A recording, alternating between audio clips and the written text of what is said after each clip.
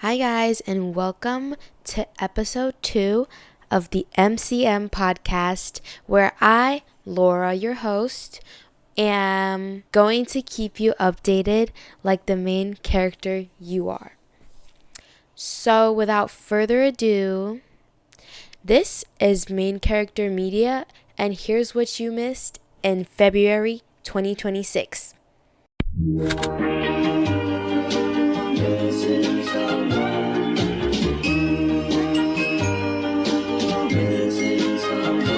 Missing someone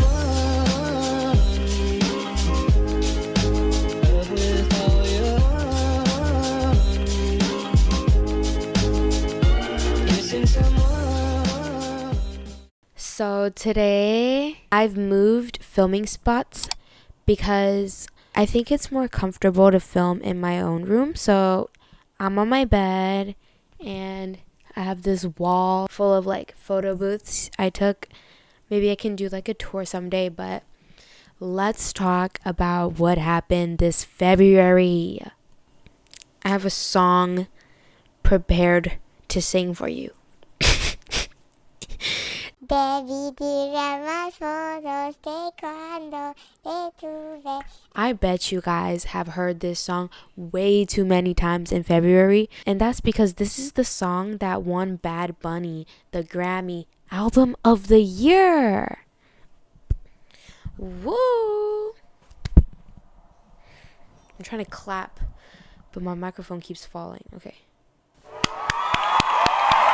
If you guys don't know who Bad Bunny is, let me give you a little intro to Bad Bunny. Okay, so I pulled up a Wikipedia page of him. Benito Antonio Martinez Ocasio, known professionally as Bad Bunny, is a Puerto Rican rapper, singer, record producer, and occasional professional wrestler. Okay. So he's a singer and his music is characterized by lots of mentions of his homeland, Puerto Rico, and the hardships it faces every single day. Puerto Rico has a very complicated relationship with the States because I think, Spain promised Puerto Rico to the US, but then not like a state, like a colony. Instead of it being a state, Puerto Rico was a territory of the United States. They're not like their own country, but they don't get to choose their own president either. They're just like a little complicated territory there.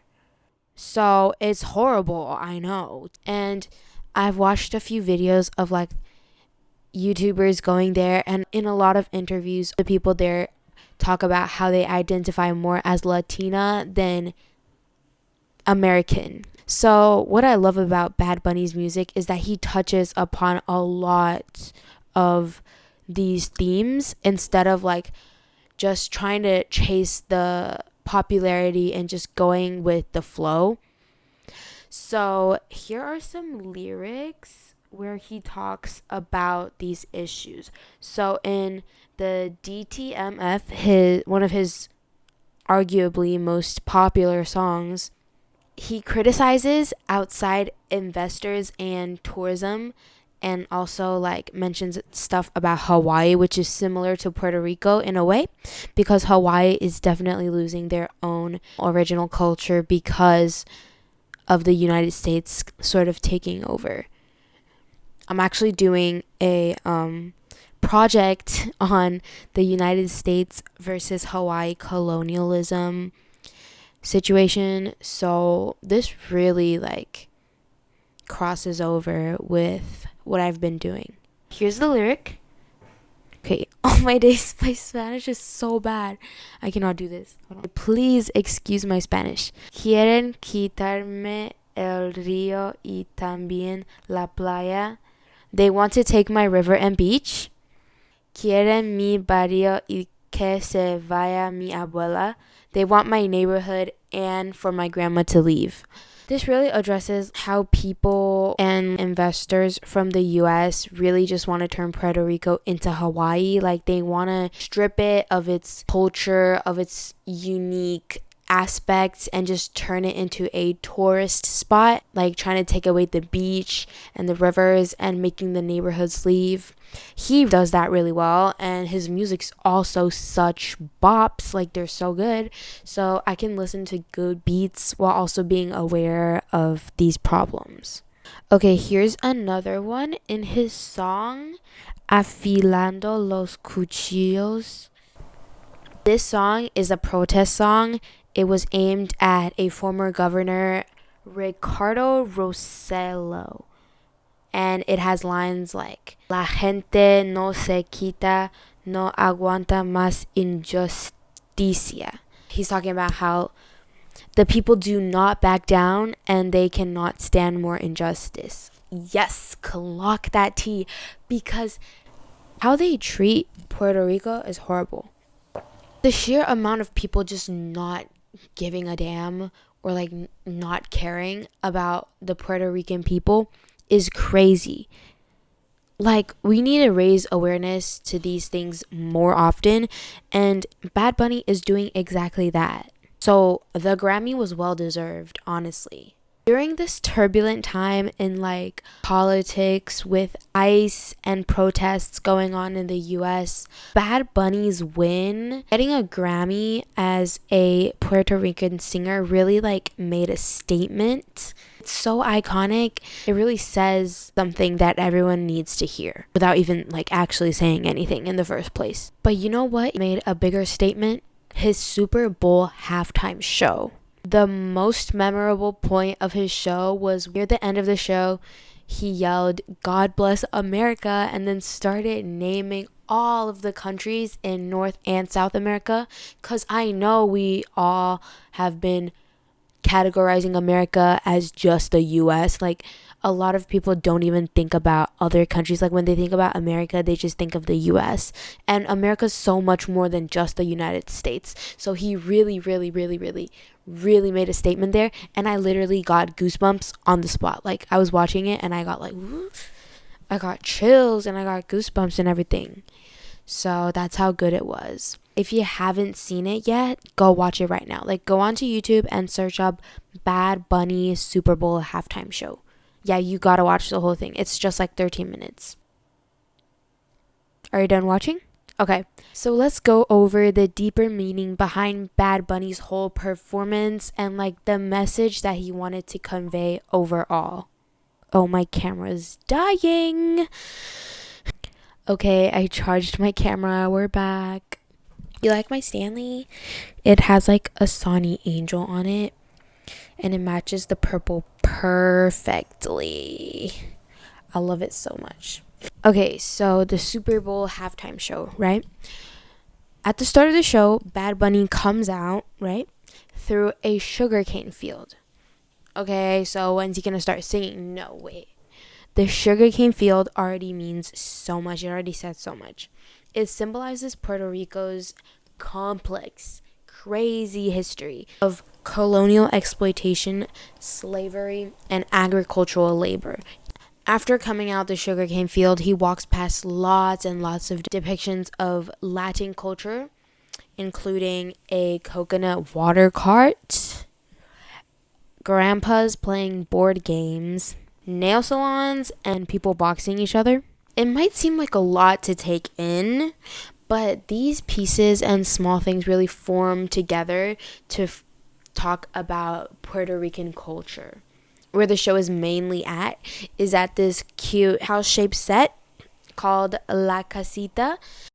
The house was inspired by traditional Puerto Rican homes, and I saw on Instagram grandpa who owned the house low-key sued Bad Bunny.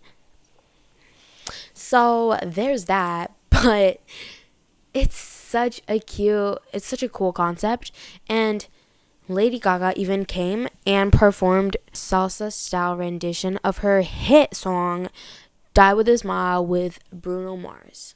Bruno Mars wasn't there, but like she was there. Yeah. It was so iconic. Like, yes, queen. Also at the house, La Casita, a wedding took place, like an actual wedding. Like, I thought it wasn't a real wedding. It was real. The couple actually invited Bad Bunny to their wedding. So instead of actually going to the wedding, he invited them to get wed at his performance. Like, what kind of once in a million lifetime opportunity is that? The couple was legally married at the show. Again, that is crazy. That is something I would love to do. But only a few people can do that, right? The part that stayed with me the most was when the power line poles, they broke. Like, they exploded, so they ran out of power. Yeah. And that's crazy because I did some research, and in Puerto Rico, power shortages are very, very common, and they can last hours and hours, and they just don't have any power at all. And the United States federal government and like people in the States, they are not doing anything to solve this issue. Like, they are not giving any resources. And like, I hate the fact that they're not paying attention to Puerto Rico when Puerto Rico is just as important as any other state, okay? So I feel like some people don't get that, but y'all need to know. It's part of the US, state or not. It really warmed my heart how much Bad Bunny was doing for Puerto Rico. It was such a big step forward. In fact, it was such a big step forward that President Trump had something to say about it. The president went on X/Twitter, whatever, to complain about the Super Bowl show and talked about how bad and vulgar it was. I'm pretty sure it was just because he couldn't understand it. I'm sure he was just mad that nobody went to the Republican halftime show. If you guys don't know what that is, some thing called Turning Point USA launched like an all-American, in quotation marks, all-American halftime show. And they invited Who the Heck is Kid Rock? Who the heck is Kid Rock? I've never even heard. Okay, maybe I'm just not cultured enough. Yeah, no. I have no idea who Kid Rock is, and I feel like I do not really want to know. Oh my days. I just realized how racist that Republican halftime show's name sounded. What do you mean all-American? Oh my day. Honestly, oh my days. Oh my days. This is making his God bless America statement feel so much more powerful, because like, what do you mean all American is just the states? I hate this mindset. So I love the halftime show so much. And I also love how the Kid Rock halftime show flopped. So, ending my little Super Bowl rant on this high note. So let's move on to the next topic of February 2026. Okay, I have another song prepared for you to like trigger something in you guys. Is it too late now to say sorry? Yeah, we're gonna talk about the sorry meme because I swear it is so funny. I love this meme so much. So let me tell you about it. This sorry viral video is a performance by Lithuanian performer Jonatanas Kazlauskas on the show X Factor, known for when the singer forgets the lyrics and awkwardly dances while apologizing to the judges.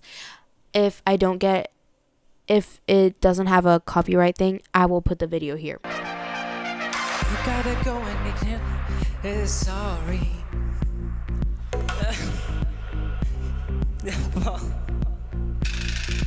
I just don't want to say that you're sorry for now, girl. Guess I just want you to say for me to sorry. So yeah, it was posted in 2016 and it resurfaced in February 2026 on Instagram Reels, I think, because that's where I saw it first. I swear I was one of the earliest people to see it. And the caption was like, bro's just apologizing. A lot of comments I saw was like, Justin Bieber from Temu. I was cracking up. A lot of other similar videos of him singing also resurfaced, which is crazy because he was on X Factor more than one time.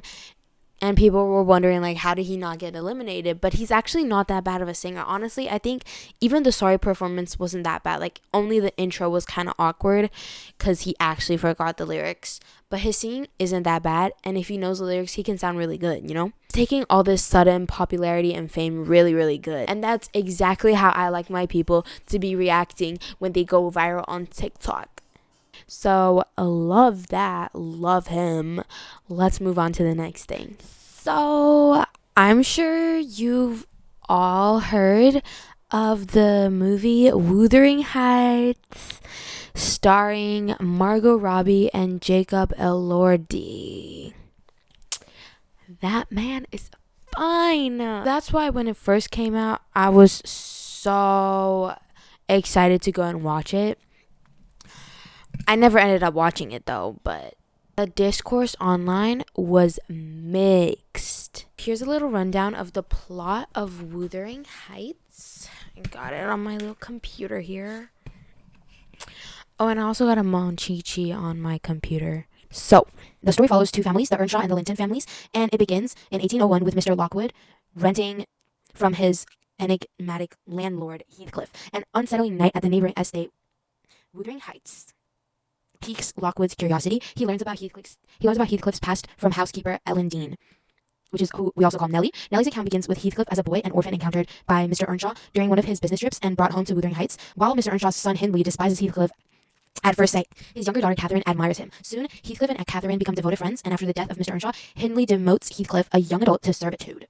Heathcliff's affection for Catherine and resentment towards Hindley both grow, and after an unexpected accident, Catherine marries Edgar Linton, the heir to Thrushcross Grange, for security and social status. Her betrayal devastates Heathcliff and drives him to leave Wuthering Heights to make his own fortune. So years later, he comes back wealthy and rich and seeking his revenge. His presence creates chaos, affecting both Edgar, Catherine, Edgar's sister, and Hindley, who has become a drunkard. Shortly after, Catherine dies after giving birth to a daughter, Kathy Linton. Heathcliff's quest for vengeance impacts the next generation. He marries Isabella, who is Edgar's sister, and manipulates their son Linton to gain control of both Wuthering Heights and Thrushcross Grange. Amidst this conflict, Kathy Linton and Hareton Earnshaw, Hindley's son, resist the inherited animosity. Their growing bond challenges Heathcliff's control, indicating a move from revenge to reconciliation. As Heathcliff grapples with visions of Catherine, his soulmate, Kathy and Hareton's relationship such as potential peace at Wuthering Heights. So this book, I think, is a very heavy book for most people. The book really talks about lots of different heavy topics like revenge, like unrequited loves, social class, and lots of different aspects. It's a very sad book overall.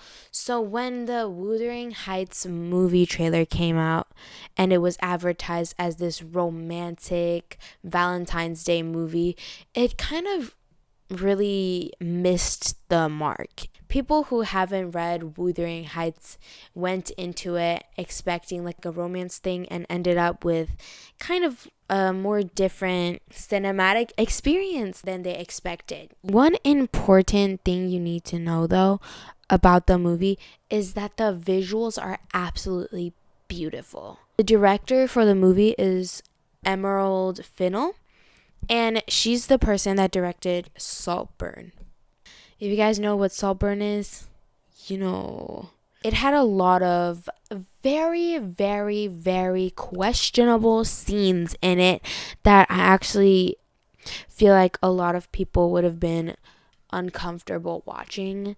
Like there was the graveyard scene, if you don't know. The main character, the grave of the man he loved, I think.